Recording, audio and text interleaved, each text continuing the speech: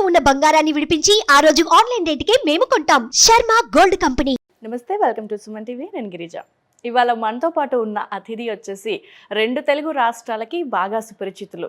ఎవరు తెలీదు అనే మాట లేదు, బాగా సుపరిచితులు అంటేనే అర్థమవుతుంది.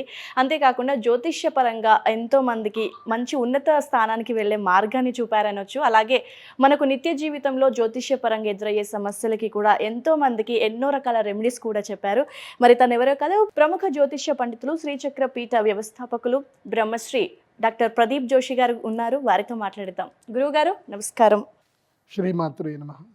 గురువు గారు, ఈ ఆశ్లేష నక్షత్రంలో పుట్టిన వాళ్ళు ఖచ్చితంగా ఆశ్లేష బలి చేయాలి అని అంటూ ఉంటారు. మరి అది ఎంతవరకు కరెక్ట్? అంటే ఆ నక్షత్రంలో పుట్టిన వాళ్ళు ఆ బలి చేయకపోతే అంటే వివిధ రకాల సమస్యలను ఎదుర్కొంటారు, లేకపోతే ఏదో చిక్కుల్లో పడిపోతారని అంటూ ఉంటారు. మరి దానికి సంబంధించి చక్కటి వివరణ తెలియజేస్తారా గురువుగారు? శ్రీ గురుభ్యో నమః. శ్రీమాత్రే నమః. దుర్గే స్మృతా హరసి భీతిమశేషచంతోః స్వస్థై స్మృతామతిమతీవ శుభాం దదాసి దారిద్ర్య దుఃఖ భయహారిణి కాత్వదన్య సర్వోపకారకరణాయ సదార్ద్రచిత్త. శ్రీమాత్రే నమః. జ్యోతిష్ శాస్త్రము ఒక మహాద్భుతమైనటువంటి, సింపుల్గా అర్థం అవ్వాలంటే ఒక సముద్రం లాంటిది. ఇప్పుడు సముద్రం మీద మనము నావ వేసుకొని వెళితే మనకు సముద్రం దారిస్తుంది. దాని గురించి సరిగ్గా తెలియకుండా ఇష్టం వచ్చినట్టు వెళ్తాము అంటే ఆ వచ్చే కెరటాలకు కరెంటుకి మునిగిపోతారు. ఎంత గజ ఈతగాడైనా సముద్రంలో ఈదాలి అని అంటే ఎలా ఈదాలో తెలుసుకొని పోవాలి. అలాగే జ్యోతిష్ శాస్త్రం కూడా అంతే అద్భుతమైంది. ఇప్పుడు మనం సముద్రముని ఎలా అర్థం చేసుకోవాలి, సముద్రంలో రత్నాలు ఉంటాయి, మణులు ఉంటాయి, అన్నీ దొరుకుతాయి. కానీ ఆ ప్రయాణం ఎలా చేయాలి, అవి ఎలా సాధించాలి అనే దానికి ఒక పరిపక్వత అనేది కావాలి. అట్లాగే జ్యోతిష్ శాస్త్రంలో కూడా చాలా అద్భుతమైన విషయాలు ఉంటాయి. అవి సరిగ్గా అర్థం చేసుకోకుండా మిడిమిడి జ్ఞానంతో కనుక జ్యోతిష్ శాస్త్రాన్ని అర్థం చేసుకోవడానికి ప్రయత్నం చేస్తే సముద్రంలో ఎట్లాగైతే మునిగిపోతారో సముద్రాన్ని అర్థం చేసుకోకుండా, అట్లాగే జ్యోతిష్ శాస్త్రాన్ని పూర్తిగా కూలంకషంగా అర్థం చేసుకోకుండా జ్యోతిష్ శాస్త్రములో మనం అడుగు పెడితే కూడా అలాగే మునిగిపోతాం. కాబట్టి జ్యోతిష్ శాస్త్రములో చాలా అద్భుతమైన విషయాలు ఉన్నాయి. సిద్ధాంత, సంహిత, హోర, స్కందత్రయాత్మకం శాస్త్రమేతత్ షడంగవత్ అని అంటారు. అంటే 3 స్కందములు ఉంటాయి, షడంగములు ఉంటాయి. ఆ షడంగములతో కూడుకున్న దాంట్లో అద్భుతమైనటువంటిది హోరాశాస్త్రం, ఆ తర్వాత సంహితా శాస్త్రం. సిద్ధాంతము అంటే ఏంటంటే క్యాలిక్యులేషన్స్. ఈ పరిక్రమంలో మనకి హోరాశాస్త్రం ఏం చెప్తుందంటే ఒక్కొక్క వ్యక్తి ఒక్కొక్క నక్షత్రంలో పుడుతున్నారు. మొత్తం ఉండేటువంటి నక్షత్రాలు 27 నక్షత్రాలు. ఒక్కొక్క నక్షత్రానికి 4 పాదాలు. అంటే టోటల్గా 108 రకాల జనాలు పుడుతున్నారు. అంటే వ్యక్తిత్వాలు ఎలా ఉంటాయంటే కేవలం 108 రకాల వ్యక్తిత్వాలే ఉంటాయి. ఈ ప్రపంచంలో ఎన్ని వ్యక్తిత్వాలు ఉంటాయి? 108 కేటగిరీసే ఉంటాయి.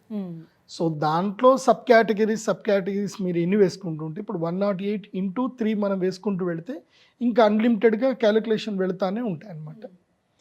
సో ఈ 108 సంఖ్య, అందుకే మన జ్యోతిష్ శాస్త్రంలో కానీ మన యొక్క అర్చనలో కానీ పూజలో కానీ భగవంతుడికి ఎప్పుడైనా సరే మనం అర్చన చేసిన 108 సంఖ్యతోటి చేస్తూ ఉంటాం.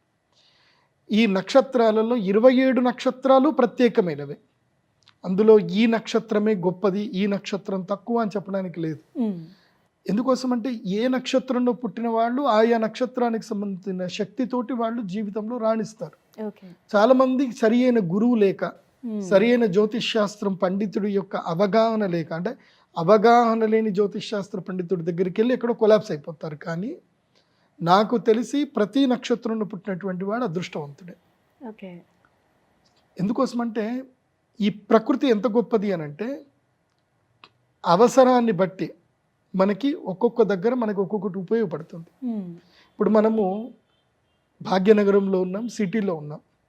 ఇప్పుడు మనకి ఇక్కడ బంగారంకి విలువ ఉందా లేదా? చాలా విలువ ఉంది. బంగారం అంటే అందరూ కొట్టుకొని చచ్చిపోతారు. బంగారానికి విలువ ఉంది. రోడ్డు మీద బంగారం పడింది అంటే ఎత్తుకెళ్ళిపోతారు. అదే భాగ్యనగరంలో రోడ్డు మీద ఒక ఇనప గుణపం పడింది, తీసుకుంటారా? పెద్దగా పట్టించుకోరు. సలాకి ఎవరికి కావాలి, ఇనుము ఎవరికి కావాలి అంటారు. అదే మీరు ఒక అడవికి వెళ్ళారు, అడవిలో ఎవరూ లేరు, ఒక నిర్మానుష్య ప్రదేశం. అక్కడ నీకు బంగారము యొక్క కడ్డీ ఉంది, ఇనుము యొక్క కడ్డీ ఉంది. నీకు అక్కడ ఏది ఉపయోగపడుతుంది? ఇనుమే ఉపయోగపడుతుంది. నువ్వు చెట్లు కోయాలి అన్నా, నువ్వు నిప్పు రాజేసుకోవాలి అన్నా, జంతువుల నుంచి నిన్ను కాపాడుకోవాలన్నా, నువ్వు ఏం చేయాలన్నా నీకు అక్కడ ఇనుమే ఉపయోగపడుతుంది. నీకు బంగారం అక్కడ ఎందుకు పనికిరాదు.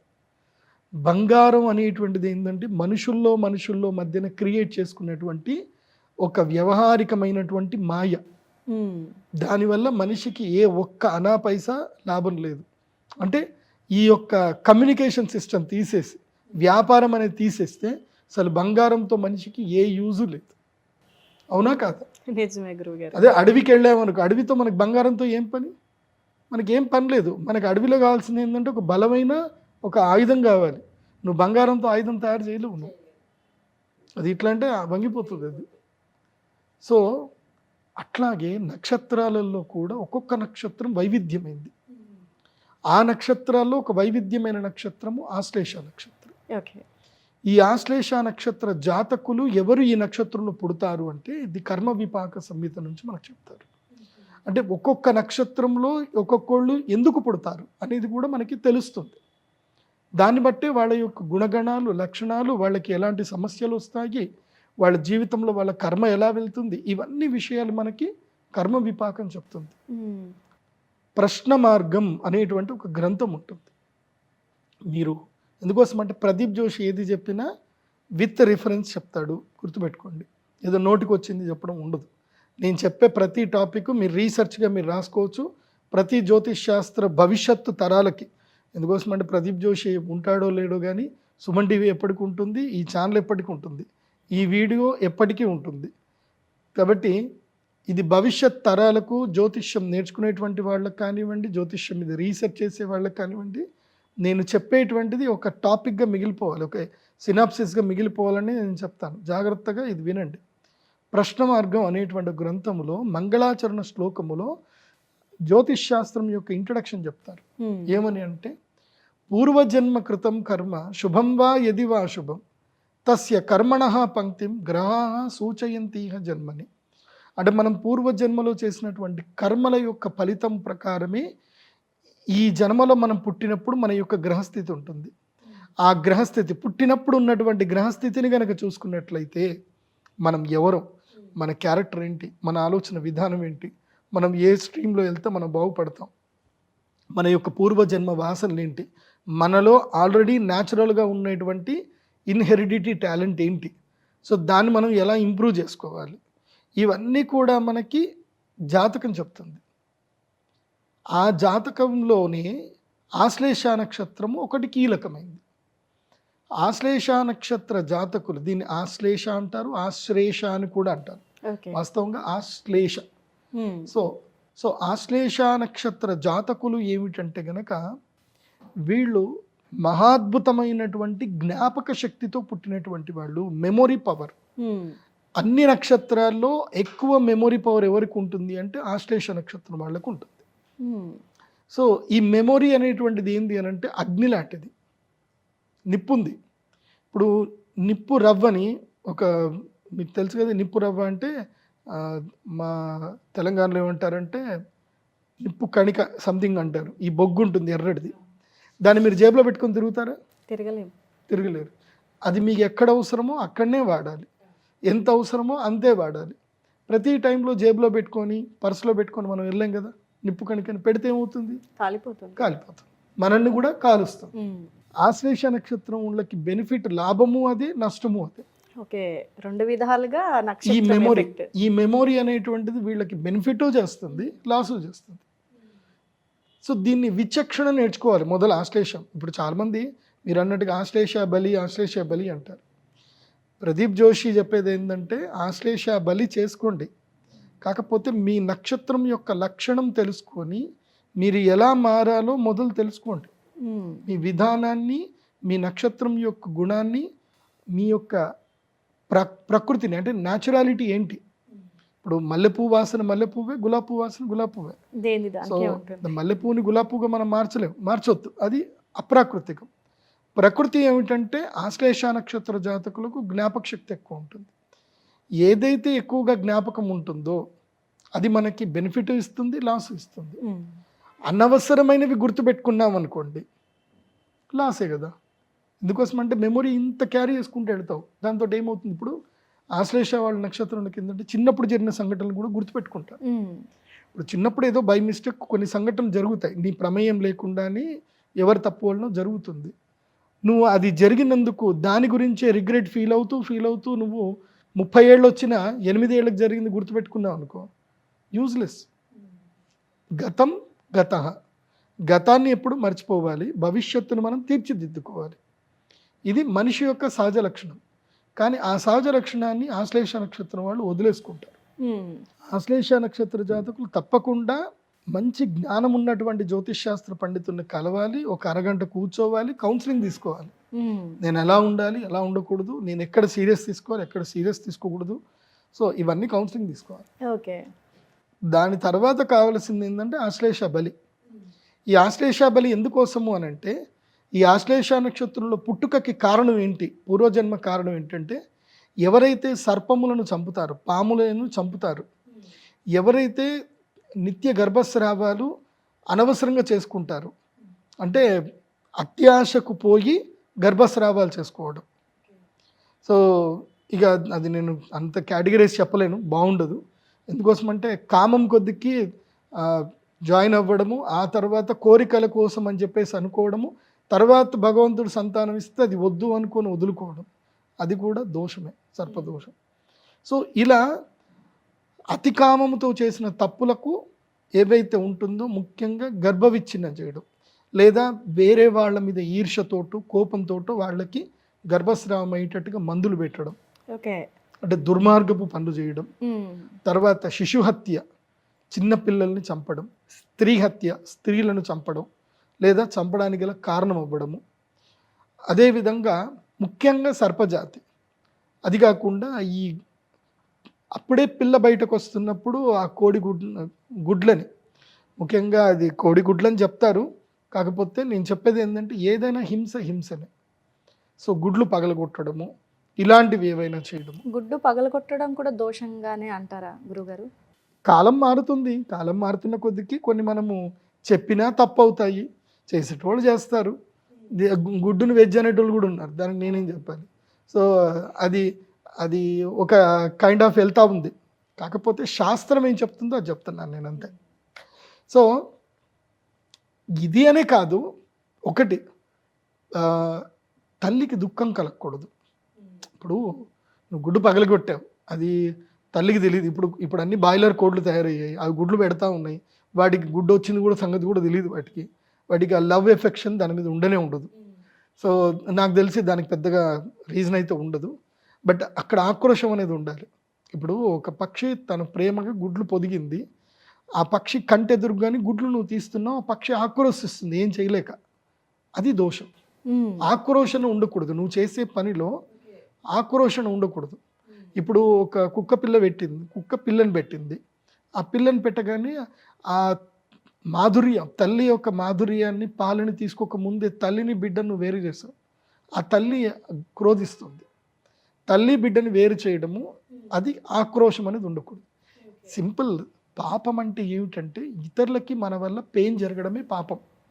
సో అవన్నీ మనకి బ్రహ్మాండ పురాణం గనక చూస్తే, అగ్ని పురాణం గనక చూస్తే రాముడు చెప్తాడు, అగ్ని పురాణంలో ఎన్ని రకాల పాపాలు ఉంటాయని చెప్తాడు రాముడు.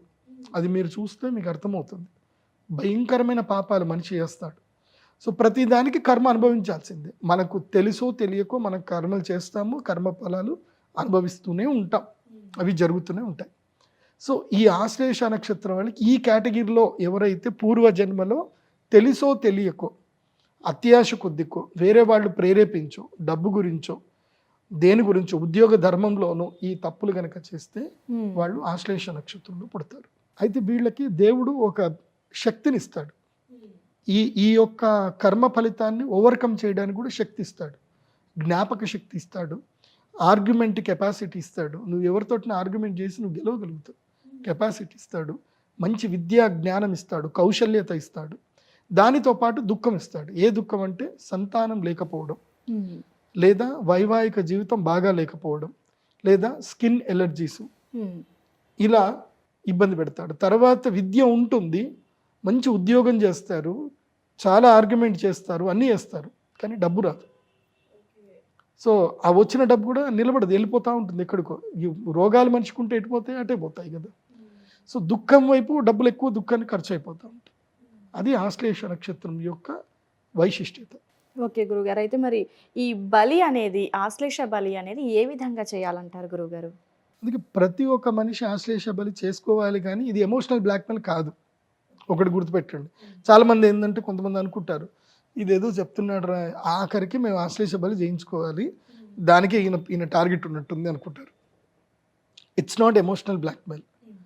ఇది యూనివర్సల్ రూల్. ఇది ఒక మనిషి ఒక నక్షత్రంలో పుడితే ఒక విధమైనటువంటి పరిహార శాంతి చేసుకుంటే అతను మానవ జీవితంలో మనుగడను సాధించగలుగుతాడు. ఇది ఒక గ్రంథంలో చెప్తారు. అది బృహత్ పరాశర హోరాశాస్త్రంలోను, ప్రశ్న మార్గం అనే గ్రంథంలోనూ చెప్తారు. తర్వాత పూర్వ మీమాంస అనేటువంటి ఒక గ్రంథం ఉంటుంది, ఆ గ్రంథంలోనూ ఈ విషయాలు చెప్తారు.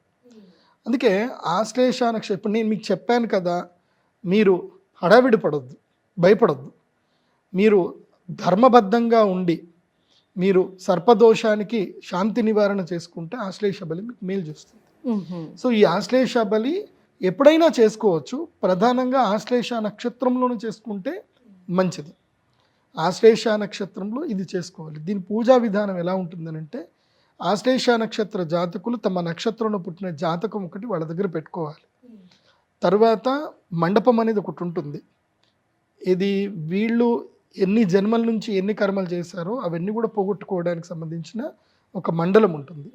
ఆ మండలములో అన్నము పసుపు కలిపినటువంటి పిండాలన్నీ కూడా పెట్టవలసి ఉంటుంది. సర్పమండలం వేసుకోవాలి, పిండాలు పెట్టాలి, ఒక యజ్ఞకుండం ఉంటుంది, ఆ యజ్ఞకుండంలో యాగం చేయాలి. మళ్ళీ ద్వాదశ సర్ప పూజ ఉంటుంది. ఆ ద్వాదశ సర్ప పూజ తర్వాత సర్పమండల పూజ, బలి నివేదన చేయడము, ఆ తర్వాత యజ్ఞము చేయడము. దాని తర్వాత చాలా ఇంపార్టెంట్ ఏంటంటే అరిష్ట నివారణ యంత్రాన్ని స్వీకరించాలి.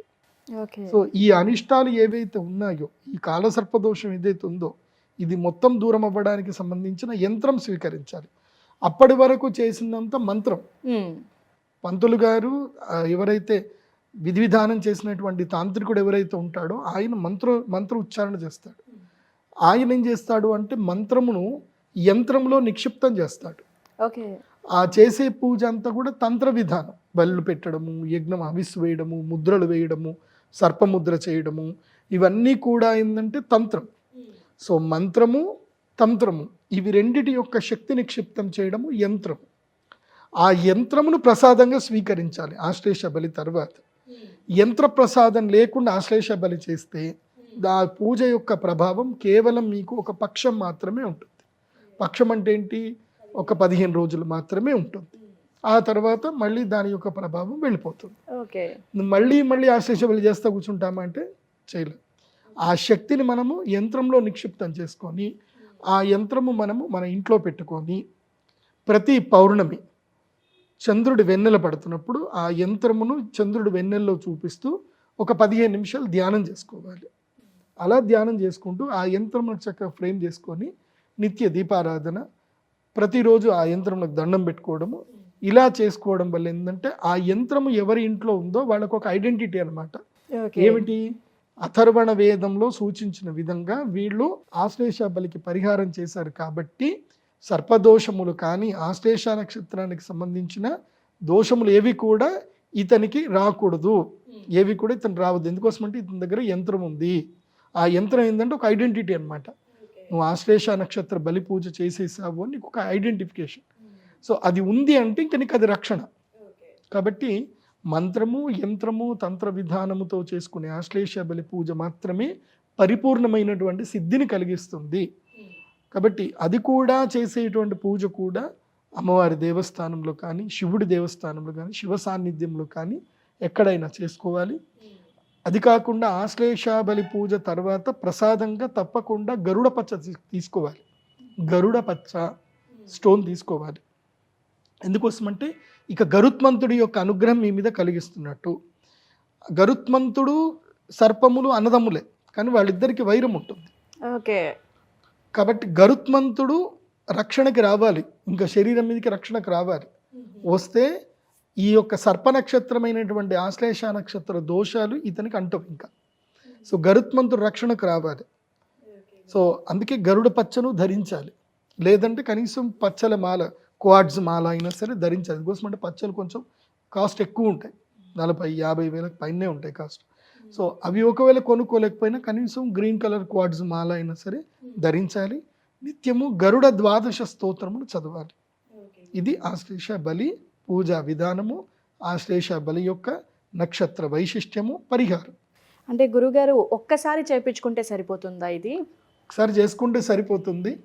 ఒక 5 years తర్వాత మళ్ళీ ఆ యంత్ర శుద్ధి చేసుకొని మళ్ళీ ఒకసారి కూడా చేసుకోవచ్చు. మీరు ఆర్థికంగా బలంగా ఉంటే ఎవ్రీ 5 yearsకి ఒకసారి చేసుకుంటే మంచిది. ఓకే. అయితే గురుగారు ఈ ఆశ్లేష బలి అనేది మగవాళ్ళకు ఒక రకంగా, ఆడవాళ్ళకు ఒక రకంగా ఏమైనా ఉంటుందా? అందరికీ ఒకటే రకంగా ఉంటుందా? లేదు, అందరికీ ఒకే రకంగా ఉంటుంది. ఈ ఆశ్లేష బలి మా శ్రీచక్ర పీఠంలో మేము ప్రత్యేకంగా చేయిస్తాం. ఓకే. కాబట్టి ఎక్కడ పడితే అక్కడ మీరు చేయించుకోకండి.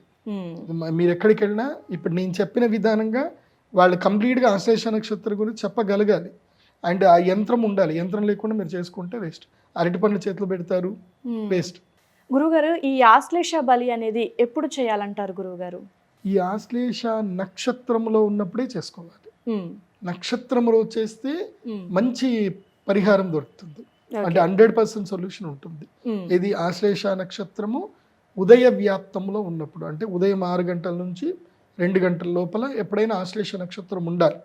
ఆ టైంలోనే చేసుకుంటే, ఉదయ వ్యాప్తంలో ఉన్నప్పుడు ఆశ్లేష బలి చేయించుకుంటే మంచిది. అంటే గురుగారు మనకు నక్షత్రాలు కంటిన్యూగా వస్తూ ఉంటాయి కదా, సో అప్పుడు అంటే ప్రత్యేకించి ఈ రోజు అనేది ఏమైనా ఉంటుందా? ఆశ్లేష నక్షత్రం అంటే మనకు కొన్ని పర్వదినాలు అంటూ ఉంటారు కదా, సో అలాంటప్పుడు ఏమైనా చేయొచ్చు అంటారా? మరి షష్ఠి తిథి ఆశ్లేష నక్షత్రం కలిసి వస్తే బాగుంటుంది. షష్ఠి ఆశ్లేష రెండు కలిసి రావాలి, అది కలిసి వస్తే బాగుంటుంది. మీరు క్యాలెండర్లో చూసుకోవాలి. ఆశ్లేష నక్షత్రము షష్ఠి కాంబినేషన్లో ఎప్పుడన్నా వస్తే అది చాలా మంచిది. ఎందుకోసం అంటే షష్ఠి తిథి సుబ్రహ్మణ్య స్వామికి చాలా ఇష్టమైన తిథి. అదే రోజు ఆశ్లేష నక్షత్రం వస్తే సుబ్రహ్మణ్య షష్ఠి రోజు ఆశ్లేష బలి పూజలు చేసుకుంటే మంచిది. గురుగారు మరి ఈ ఆశ్లేష బలి అనేది ఎక్కడ చేస్తారు గురుగారు? ఇది మా అమ్మవారి యొక్క పీఠములో, శ్రీచక్ర పీఠములో ప్రత్యేకంగా అర్చకులు ఉంటారు, దీనికి సంబంధించిన తాంత్రికులు ఉంటారు, పూజా విధానం ఉంటుంది. అక్కడనే మా అమ్మవారి దేవస్థానంలోనే చేస్తాం. ఈ పూజ ఎవరైతే చేయాలనుకుంటున్నారో వాళ్ళు ఏమీ తీసుకురావాల్సిన అవసరం లేదు. 2 జతల బట్టలు తెచ్చుకుంటే చాలు. కార్యక్రమం మొత్తం మేమే అన్ని అరేంజ్ చేస్తాము. కూర్చొని మీరు పువ్వులు పండ్లు అవి తెచ్చుకుంటే చాలు. చక్కగా పూజ అది అంతా చేసుకున్న తర్వాత ఔభృత స్నానం ఉంటుంది. బలి అయిన తర్వాత ఔభృత స్నానం ఉంటుంది. అది అయిపోయిన తర్వాత యంత్ర ప్రసాదము ఉంటుంది, అది తీసుకొని వెళితే సరిపోతుంది. అంటే ఎంత సమయం పడుతుంది గురుగారు ఈ ఆశ్లేష బలి పూజ? దాదాపు 3 గంటల సమయం పడుతుంది, 3-4 గంటల సమయం పడుతుంది. బికాస్ అంటే చాలా పెద్ద పూజ ఇది.